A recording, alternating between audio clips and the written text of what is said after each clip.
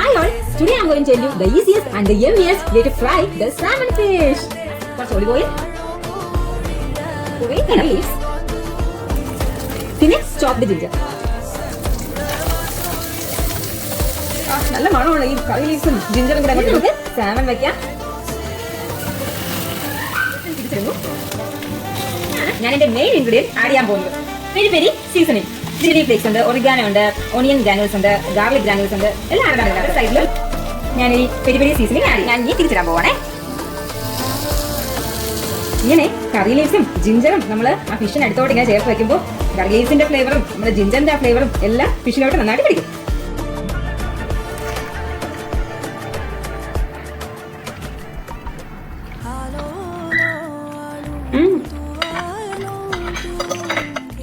നല്ല എരിവ്, ഉപ്പ്, നല്ല ഫ്ലേവേഴ്സ്, അടിപൊളി.